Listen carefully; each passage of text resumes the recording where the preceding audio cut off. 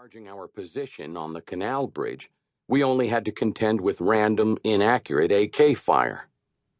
Crazy Horse Troop, 3rd of the 7th Cavalry, had seen so much action in the first 2 days of the war that the commander had decided to give us a break.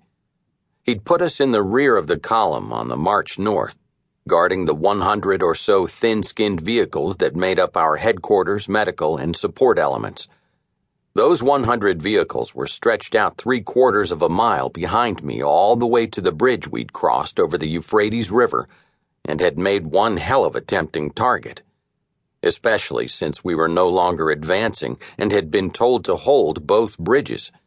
I was at one end of the convoy in the Carnivore, and Sergeant John Williams was at the other, guarding the bridge over the Euphrates in his Bradley, the Casanova. "Stay alert," I told Sperry, my driver, but I was talking as much to myself as I was to him. How long had we been awake? 4 days of near-constant combat, most of 2 days crossing the desert before that, and 3 days in Kuwait to start it off, when they'd been afraid of the troop getting hit by rockets, so we'd been on the move almost non-stop. How many days was that in a row, with only snatches of sleep here and there? I couldn't count the days. I could barely think. The concussion didn't help. The pain from all the mortar shrapnel in my arms and shoulders and the bullet in my leg wasn't keeping me alert anymore. Everything was just a dull ache. Lieutenant McAdams was behind us on the road in his Bradley.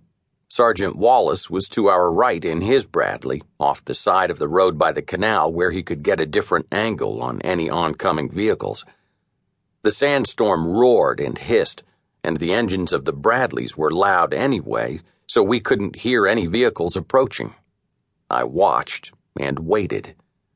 A truckload of Iraqis rolled right up on us, to the far side of the canal bridge, 40 damn feet away, before we even spotted them.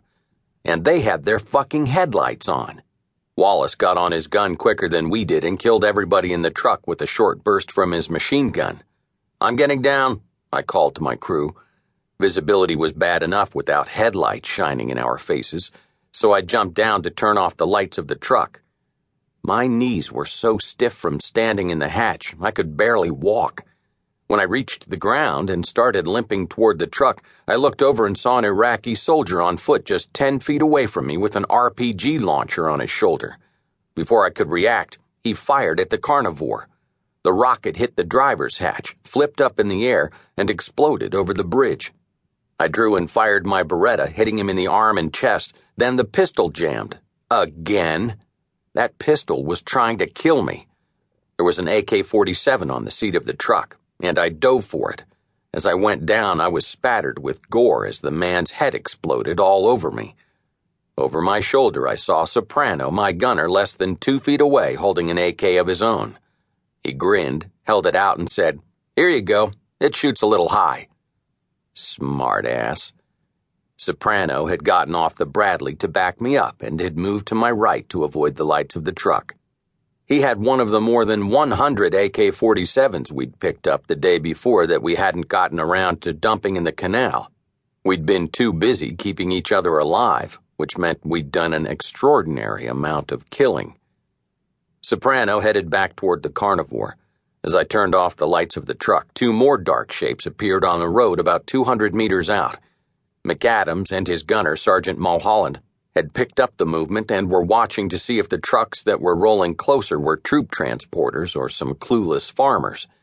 When they stopped, the swirling sand was thin enough for us to see they were troop trucks, and the enemy soldiers started jumping out. I ducked down behind the Iraqi truck. I knew what was coming. Mulholland opened up with 25mm HE, high-explosive rounds on full auto, shooting right past me, and the Iraqis scattered like cockroaches when the light hits them. Most of the dismounts ran toward us, firing their AKs, but a few smart ones ran for cover. 30 soldiers charged our position, and I had AK bullets whipping past me in one direction, while Mulholland fired the Bradley's main gun in the other. Looking up at the winking muzzle of the Bradley's main gun as Mulholland worked it back and forth was an unsettling experience. Now I knew how the enemy felt. Mulholland was able to kill 2/3 of the soldiers before they'd gotten within 100 meters of